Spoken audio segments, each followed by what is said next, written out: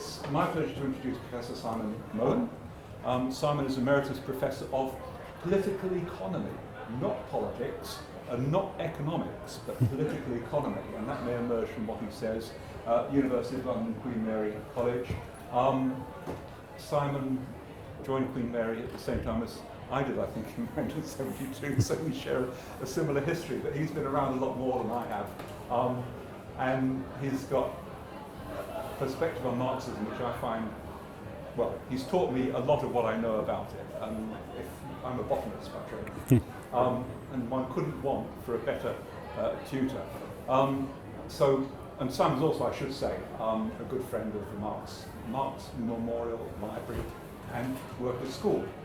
So, Simon. So the first thing is to say that, within a sort of Marxist framework, we're used to thinking of a slave mode of production, a feudal mode of production, a capitalist mode of production, whatever, history as a succession of different modes of production. And each mode of production is based on some sort of specific class relation. Slave owners and slaves, feudal landowners and people who just work on the land, or capital and labour. Now, we also know that class relations are essentially property relations, and that transitions from one mode of production to another are actually rather complex and typically take quite long periods of time. And the reason for that is that while you might have something like a revolution, such as, say, the English Revolution of the 1640s, it doesn't mean thereby that, if the revolution is successful, it doesn't mean that property relations are instantly transformed. It takes a long time. And it's a process of generally forcibly dispossession of existing property owners in one form or another. Now, what determines the transformation from one mode of production to another? Well, I'm not going to say very much about this at all, because the talk isn't really about this. But basically, the general idea, which is I've tried to summarize classic Marxism in a very, very small number of words. You get the development of the forces of production that creates an environment of some sort in which existing relations of production constrain the further development of the forces of production. And then what happens is, when those constraints get too big in some sense, a revolution occurs. And that revolution changes the content of the existing relations of production. So, and the general idea for capitalism is forces of production are increasingly socialized, but are increasingly constrained by privatized relations of production. So that's the general idea. And I don't want to talk very much more about that, except to say, if you ever read Claude Lévi-Strauss's autobiography, he was a French social anthropologist, he draws an analogy between psychoanalysis, Marxism, and geology, and has a few pages on how similar these sorts of subjects are as academic disciplines. The reason being, they're basically structured around different levels and the hierarchy of levels. So why is this relevant? Well, I have a friend who works at the University of Stanford, or used to work at the University of Stanford, and he was describing how he looks out of his office at this scrubland, semi-desert, beautiful, serene environment near Stanford in California. And it's all very placid and peaceful, and it looks beautiful. And what you're looking at is the San Andreas Fault directly.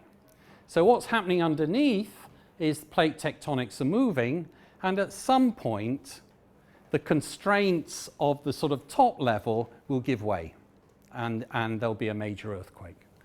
And that's the sort of idea that this is trying to capture. But I'm not going to talk any more about that, because that's not what this talk is about. This talk is much more about transformations within a mode of production. That is to say, if we just have a sort of parallel formulation, then we're saying, well, again, this development of the forces of production creates an environment in which the form of existing relations of production constrain their further development. And if you can then have a transformation that initiates changes in that form, not in the content, but in the form. So, what are the sorts of transformations we're going to be looking at? Well, they're basically transformations in methods of appropriating and controlling surplus value, and with associated transformations in the realm of politics, forms of the state, and so on. Now, in fact, having said what these transformations are, I realise I'm not actually going to say any more about them, but we'll come back to that right at the end. There's a reason for that. If we say, oh, well, we're good Marxists here, what did Marx actually say about periodisation within capitalism? And of course, he doesn't talk about this explicitly very much, except in rather general and abstract terms. So he talks, for instance, of an early stage of capitalism. And what he means by that is that essentially the techniques of production are unchanged from the feudal era. So that all you've got is literally a transformation of the relations of production, but with the same production processes, the same techniques, and so on. And he calls this a formal subsumption of labour to capital. And he has various passages in Capital which describe aspects of this system. So he talks about simple and extended reproduction. He talks about the extension of the division of labour via cooperation. He talks about the acceleration of specialisation in manufacturing, meaning by manufacturing, production by hand, literally, okay? And then, and for Marx, in these circumstances, the production of absolute surplus value predominates, meaning by that, you get more surplus value from employing more people, and you get more surplus value from lengthening the time for which they work, okay? Straightforward. So that's Marx's sort of early stage of capitalism. And then he goes on to say, well, actually, this stage is a bit limited because what actually happens is that as the labour force expands, as more and more people are sort of drawn into capitalist production, especially women and children, and the working day is lengthened, that's actually destructive to the reproduction of labour power. That is, capitalism is literally a goose killing the, what do you say? Killing the golden egg? No, that's not right. Anyway, whatever. So what we get is state intervention in the middle of the 19th century around a whole series of factory acts with increasing limits on the length of the working day and the employment of women and children. So that's descriptively what happened, but why did it happen? It happened for two reasons. One was it had to happen because capitalism was destroying its own labour force. But secondly, it could happen because power-driven machinery was beginning to revolutionise production processes. And for Marx, this was basically about what he called the real subsumption of labour to capital. And it's basically to do with the introduction of capitalist-specific technology. The old techniques inherited from feudalism are superseded. There's genuine sort of technical progress, capitalist technical progress. So he calls this the real subsumption of labour to capital, and the production of relative surplus value predominates. Okay, now this is all abstract. It will get more empirical, I have to say, so bear with me. So in this early stage, where we've got absolute surplus value predominating, what's the form of control? It's sort of an unmediated direct control of production by owner-managers. And what's the main form of appropriation of surplus value? It's what Marx calls the profit of enterprise. But in this later stage, we have much more sophisticated controls. We've got direct or process control over the production line itself, and this becomes the function of a specialized managerial stratum who earn a wage. They're not owners at all, they're wage workers. We get the separation of ownership and control that facilitates that.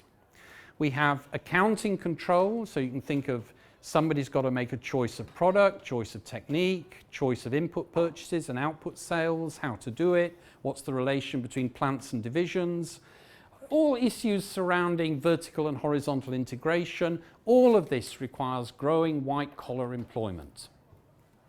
And then you've got financial control, essentially exercised through what Marx calls money, capital in exchange, but what he means is the growth of a credit system and a sort of integrated system of banks and stock exchanges and so on. That's all right. And in terms of appropriation, then interest revenues become much, much more important. So there's a chair here and there's a chair there. If you can squeeze in without somehow. Okay, so that's, if you like, that's all we can get from Marx. It's very abstract and it's very general. And it covers, 400 or 500 years of history in sort of 2 stages.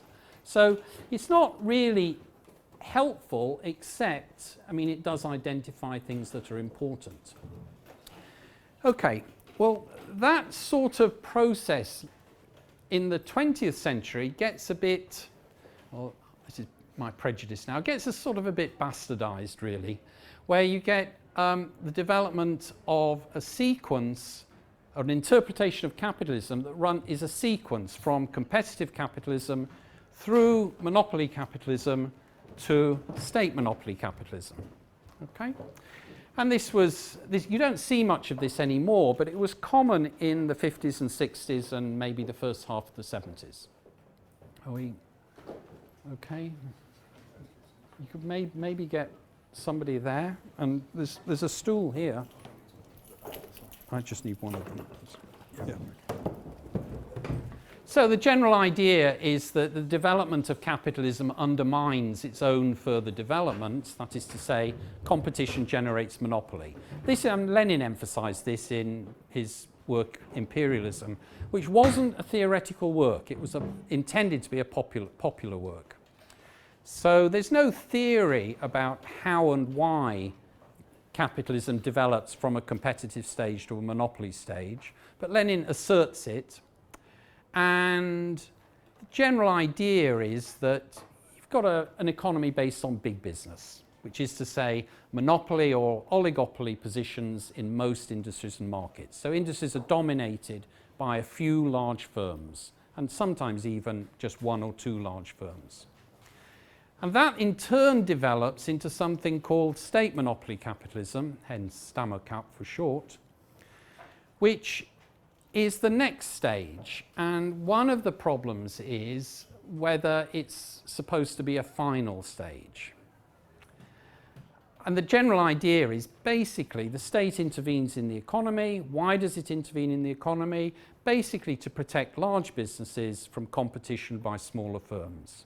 So that you get a close partnership between big business and government to provide a framework within which big corporations can operate most effectively. And then this was fairly political because the idea was, how could you oppose this? Well, you would have a labour movement allied with progressive middle classes and small business against the state and big business. And of course, the leadership of this alliance was to be the Communist Party. So that's a rather crude waltz through state monopoly capitalism. And we can say some things about this. It was obviously an attempt to theorize the post-World War II expansion of the state, of state activity in an economy. And, well, I've said it was left a bit high and dry as the structural characteristics of the post-1945 economy began to change. But in particular, there's no analysis of economics in it, because if the state and big business can work together to counteract the effects of competition, where exactly does that leave the Marxist analysis of capitalism, which is, in which competition is completely fundamental? There's also no analysis of the class basis of the state. It's just a sort of monolithic structure of domination. There's no analysis of ideology. Why does neoliberal ideology, for instance, emphasize and celebrate reductions in state intervention? And there's no analysis of politics. So what's the class difference then between a socialist state and a bourgeois state? One of the difficulties is it's very easy to put the USSR into this framework. It's just an extreme form, and that raises a whole lot of other questions. So we can leave this one behind. So we've got then two general ideas. There's Marx's idea, which goes from absolute surplus value predominating to relative surplus value predominating, and that's very abstract. And we've got this competitive capitalism, monopoly capitalism, state monopoly capitalism, and that seems to me to be very much tied to the golden age Fordist era of the world economy, and it's also teleological, meaning by that it's very much a sequence and it's not at all clear what happens after state monopoly capitalism. Well, it is. I mean, it's socialism, but there's a bit of a... It's not an obvious arrow. So that's one approach, or one set of approaches to periodization. Another approach looks at Marx's circuit of capital. So this is the circuit of capital, and basically, so it goes M to C, M to C, C through the production process to C prime to M prime, and reinvestment. So this is just really a slightly expanded description of Marx's circuit of capital. Why is this used? Well, some people have thought, well, maybe we can think that capitals are geographically based and geographically competing. And so as they're expanding across national boundaries, does the circuit of capital provide a sort of basis for periodization? How am I doing for time, Rich? Okay, so these, how might we look at this? Well, this is, the graph goes from, you can't quite see it actually, it goes, this is 1882, so that's the year before Marx died, it's a completely arbitrary starting point, and this is 2017, okay, so it's fairly up-to-date graph, and it's, what the graph shows you is exports and imports added up together as a percentage of GDP. So it's a measure of the economy's openness, okay? And you can see that within this framework, that the era, this is the era before the First World War, so there's sort of fluctuations between 50 and 60%. This is 2013, this is 1913, that peak there. There's then the First World War and a very, very violent fluctuation, 1919 to 1920, which is one of the most violent fluctuations in the British economy as Britain's staple industries collapsed. But then we've got the 20s and then the collapse through the 1930s, and then this point is what, about 1942 or 1943. Obviously in the Second World War you wouldn't expect international trade to be increasing.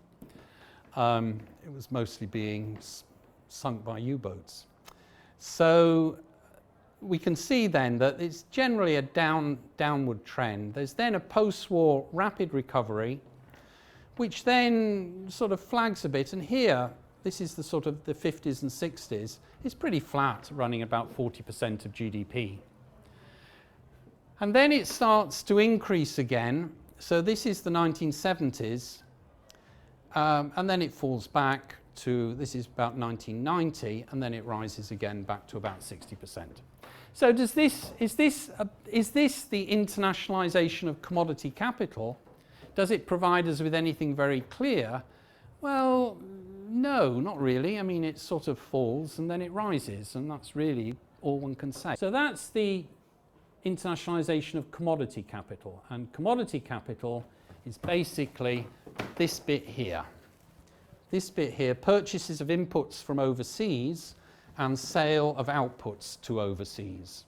Okay, that's what one's looking at as a percentage of the whole of output. But of course, more than just goods and services are internationally traded. You've got financial capital, that's the M to C stage of the circuit. And what we would like to look at then is international capital flows. Meaning by that, money hoards, portfolio investment, profit and interest remittances, things like that. And then also the internationalisation of productive capital, the C to P to C prime stage, which is the development of multinational corporations, companies siting their production activities geographically across a wide area. It's very difficult to find any simple evidence that clearly distinguishes between these two. So what I've done is actually combined them, and I've just looked at, well, this graph covers the same period, and this is investment income, both flowing into the UK and flowing out of the UK, added up as a percentage of GDP.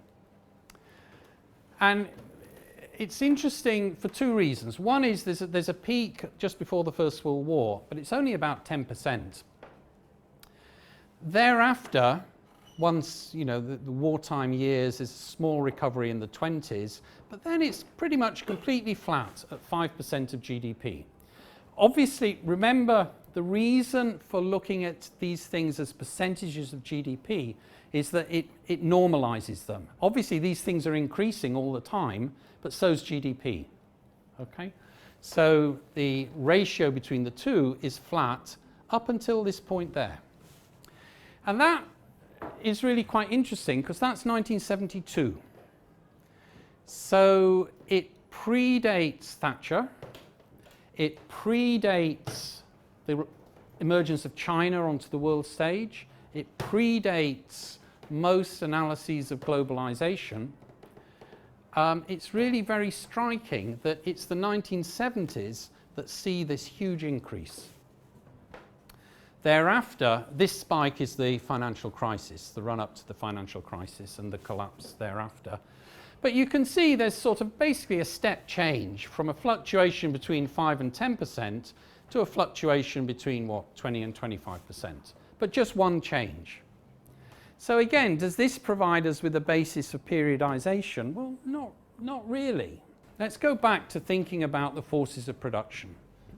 Now, what do we mean by the forces of production? We just mean the state of technical knowledge and how it's applied to production processes. It's dynamic. Forces of production are dynamic because capitalism is based on competition. And what we mean by competition is basically the idea that capitalists invest in order to steal a march on their rivals. Okay? So Sainsbury's invests because it wants to take market share from Waitrose or Tesco or whatever. I mean, it's that basic idea. So capitalists invest typically in non-labour means of production, so everything except labour, and they do that in order to increase labour productivity. So if you think about it very crudely, you're thinking about mechanisation in some way. If they're successful in increasing labour productivity, they'll be able to undercut their competitors through price reductions. They'll gain market share. But after a bit, the innovation will become generalised through the industry until there's another innovation, and so it goes on and on and on. Now, what's important about this is that a capitalist, therefore, has to consider the cost of the investment and the benefits of the investment, the innovating capitalist. What's the cost? Well, the cost is that investment typically increases capital intensity. That is to say, real fixed capital per hour of labour employed. Okay? Now, it's important you hang on to this. I'll keep repeating it. Capital intensity is real fixed capital per hour of labour employed. So, loosely, and it is loose, it's machines per worker. Okay? That's the general idea. But why do they do this? They do this in order to generate greater labour productivity. Labour productivity is real output per hour of labour employed. So the question then for a capitalist is, which increases faster, capital intensity or labour productivity? Okay, capital intensity or labour productivity?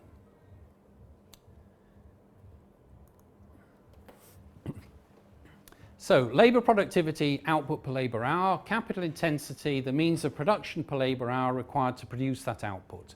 That ratio has a name that you've probably not come across unless you're an economist.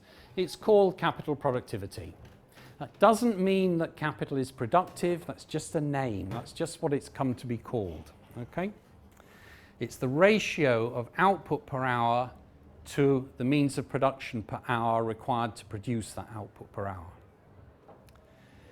Now, historically, the predominant pattern of technical change has been labour saving and capital using.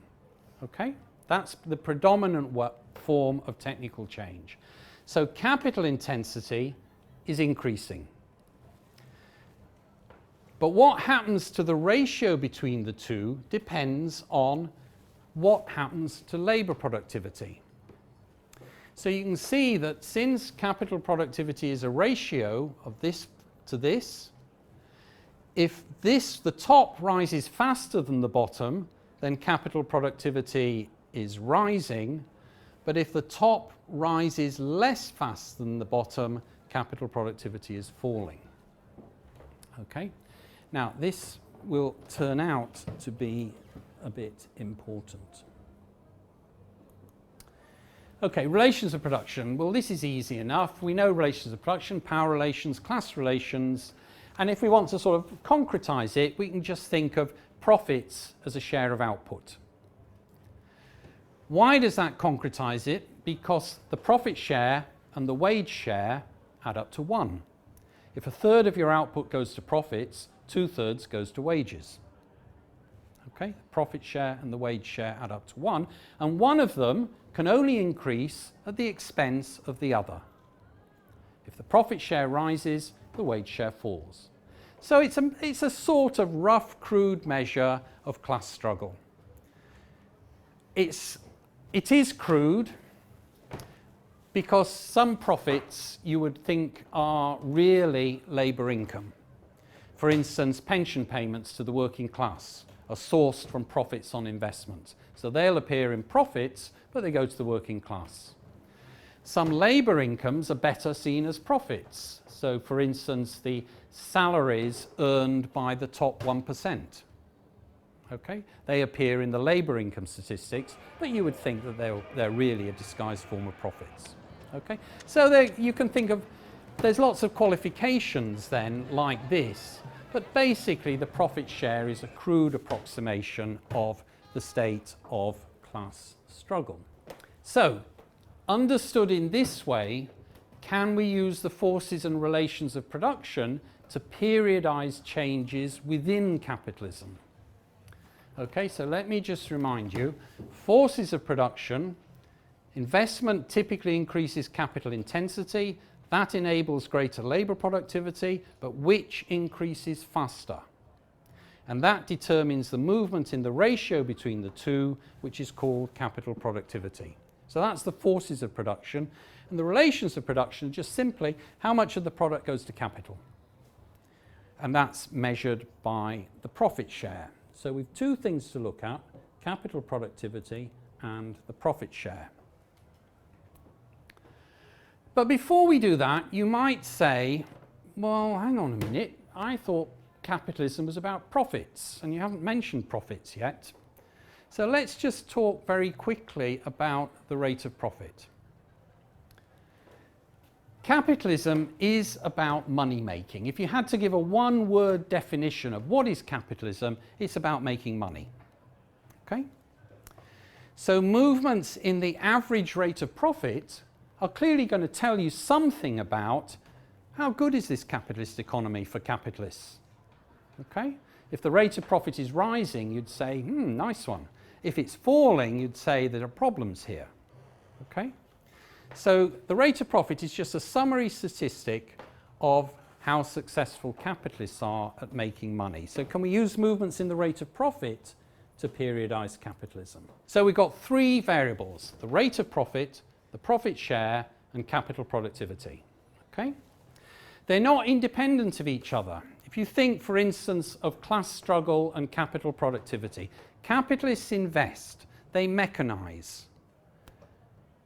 How are the workers going to use this equipment? Maybe they're going to resist, right? Maybe there's going to be struggles at the point of production. Maybe innovation isn't so simple.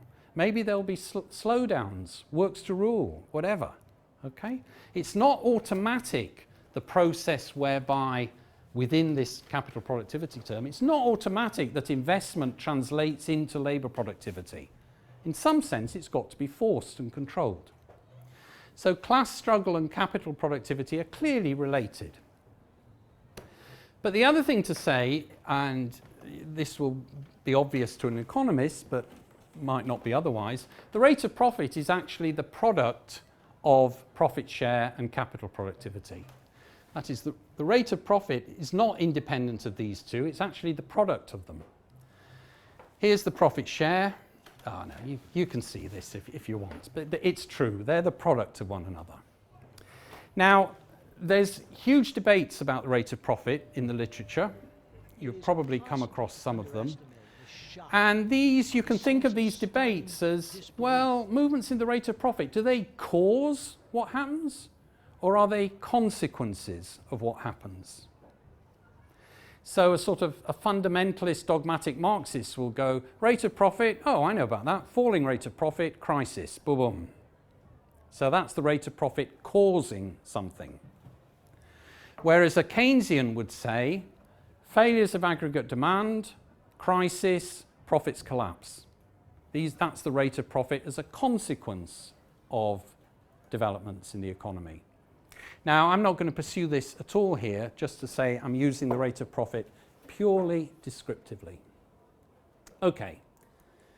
Oops, done that again. Right, so measurement details. This is a wonkish slide. Let's skip that. Okay, so here's the rate of profit for the British economy from 1882 to 2017. And this shows some points of interest. The black line are the actual data. The red line is, can you see it as red? Just about. The red line is a trend line drawn through it, just to sort of get rid of some of the peaks and troughs. So what does this say? Well, clearly there are long run cycles. They seem to last 40 to 50 years. Now, many people in the past have talked about this as sort of long waves. Schumpeter was a well-known economist who thought about this. Kondratiev was the first person to think about these long waves. And if you like this idea, then you have to explain, well, what are the turning points? What determines these long waves? If you've ever read any literature by Ernest Mandel, the Belgian Trotskyist, I'm actually showing my age here, he's long dead now, but he was writing in the 1970s, and he got seduced by long wave theory towards the end of his life and devoted a huge amount of writing to it. Anyway, so there are clearly cycles. There's a peak around 1900 or so. Again, this sort of just before the First World War. Then there's the slump as the British economy collapses through the First World War and afterwards. This is the 20s, where you've got very low rates of profit, a period, most violent period of class struggle in the 20th century in the British economy. But the rate of profit is gradually and then steeply increasing as we go through the 30s and into the Second World War. And it actually peaks in 1942, right up here. Then there's the sort of normal post-war collapse because economies are dislocated and require quite a lot of adjustment to start employing demobilized workers from the armed forces, investment for bombed factories, and so on and so on. But then what you've got is a long collapse from about 1960 through to 1973. A long collapse in the rate of profit, and then a pretty extraordinary rise from the 70s through the 70s. This is the years of the social contract in the Labour governments of the 1970s. This is North Sea oil coming on stream and the collapse in the exchange rate, 1980-81, and the collapse of British manufacturing. And this is Thatcherism. Whoa, pretty good. Up to the middle of the 1990s. Then there's a sort of sharp fluctuation, collapsing to 2000, and that's probably something to do with the bursting of the dot-com bubble. And then you've got the rise to 2008, and then a collapse again. So does this help us? Well, not really, because... How is this measured, the rate of profit? Is that across all sectors? Or? Okay, well, I sort of sloughed over that, didn't I? Wonkish. Okay, the numerator, profits, is basically GDP at factor cost, less imputed rent. Do you know about imputed rent? All householders, right, people pay rent on where they live, but lots of people don't because they own their houses, okay? If a renter buys the house that they rent, GDP will go down because there's no rental payment anymore, so a component of GDP disappears. Statisticians don't like that because they think that's a silly consequence of accounting rules. So they say each homeowner, each owner-occupier pays a rent to themselves, okay, as imputed rent. And that means that if a renter buys a house, GDP doesn't fall because the renter still pays rent as their owner-occupier, but just to themselves. And of course, they don't pay rent at all, so I've subtracted it. Less total wages, and then less an estimated wage component of what's mixed income, basically income from partnerships, income of the self-employed, and so on. And the denominator, the fixed capital stock, is UK total non-financial assets, less dwellings, less the implied value of land under dwellings, less other machinery, equipment and weapons systems for central government, because I think that item is mostly weapons. And if you like, this is a macroeconomic rate of profit. It's sort of covering the whole economy. It's not a rate of profit for financial and commercial companies. So that's the rate of profit. Does that help us? No, it doesn't. What about the profit share? Okay, remember I said there were three things: rate of profit, profit share, and capital productivity. So here's the profit share. As again, it's quite interesting. It rises again up until just before the First World War. Then there's a complete collapse in the First World War, stagnation in the 1920s, I mean fluctuating stagnation, but at a much lower level.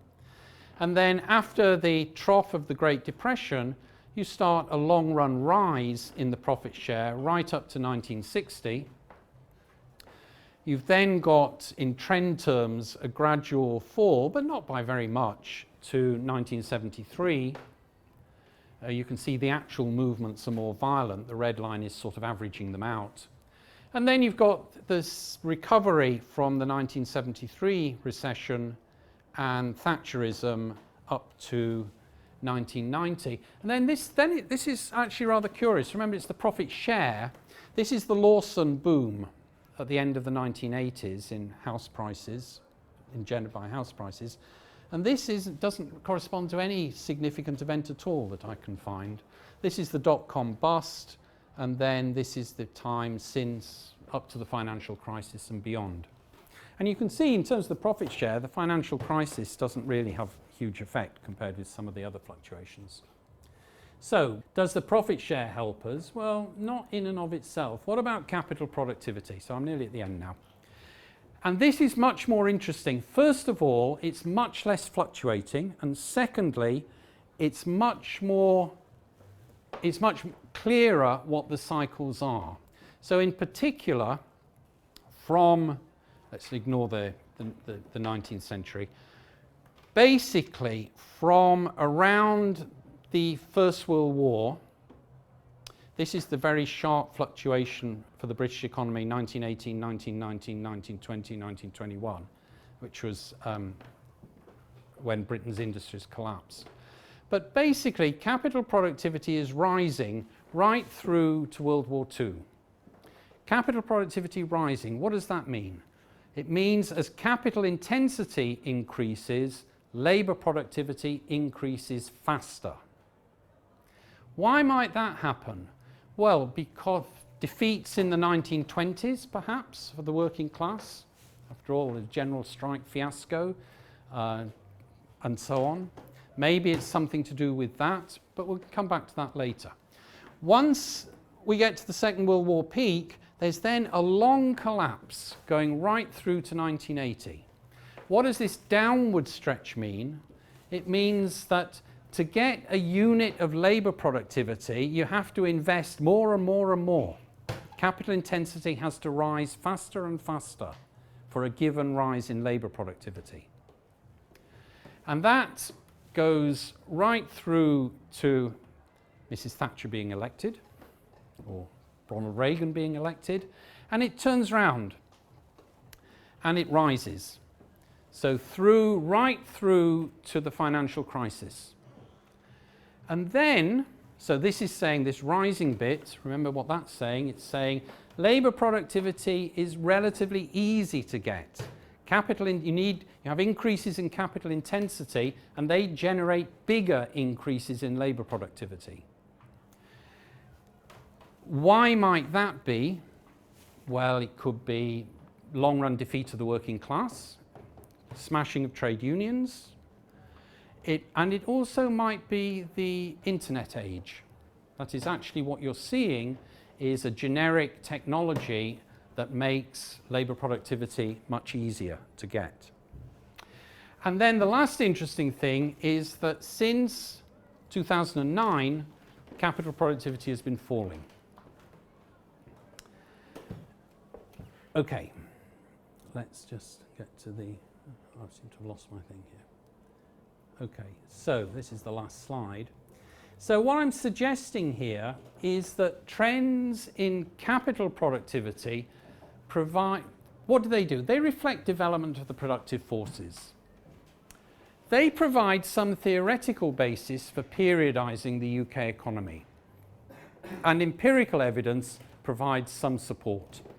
So what are the stages? Well, from the early 1900s to the early 1940s, we have rising capital productivity. This is the era of the free market economy and protectionism, 20s and the 30s. From the early 40s through to 1980, we've got falling capital productivity. And that era is precisely what one means by the so-called golden age, what in French, the 30 glorious years, often called the golden age, which comes to an end with the first OPEC price rise in 1973, but then staggers along until 1979, 1980. Then we've got from 1980 to the financial crisis, rising capital productivity, but we know what this period's called. It's the neoliberal period. It's neoliberalism. And what's interesting now is we've got a fourth stage, because from the financial crisis to the present, we've got falling capital productivity. And we can call this the age of austerity, if you like. So what seems critical is the relationship between changes in capital intensity and changes in labour productivity. So I said that this is the one feature that I discovered, this capital productivity graph, which seemed very neat to me. But the next steps are obviously, which I'm not going to do here, is to explain the relative movements and to relate these to changing forms of surplus extraction. But there are some things one might want to point to. So two final points, which I haven't put on the slides. One is, if you're thinking of technical progress, you can think of really two different types. One is a firm has some production process, and then a manager has a good idea and says, why don't we do this instead, this innovation, we can do that, and something like that. Something that's very industry specific. If it's industry specific, then it will affect all the firms in that industry, but it's not going to affect other industries. On the other hand, there are other types of technical innovation which affect all industries. So for instance, what about in the 1920s and the 30s, connecting all factories to the national grid? Okay, that's clearly something, it's a big innovation, it's highly capital intensive, and it affects all firms. Okay? Or the development of microprocessors. That affects all firms. Or the revolution which sees metals replaced by plastics. That's going to affect all firms. So some types of technical change affect all firms in the economy. Other types of technical change affect only individual firms and individual industries. So clearly one needs quite an interesting and detailed empirical analysis. What era are we in? So for instance, one might say the age of austerity. Is it a new era? Why isn't it just the neoliberal era continued? So you could say, well, maybe the microprocessor revolution from the 1980s through the 1990s, maybe its effects have largely worked themselves out. And what we're waiting for is the next new big one, which everybody says at the moment is going to be robotics. Or maybe not, right? I mean, these are interesting questions. I don't have an answer.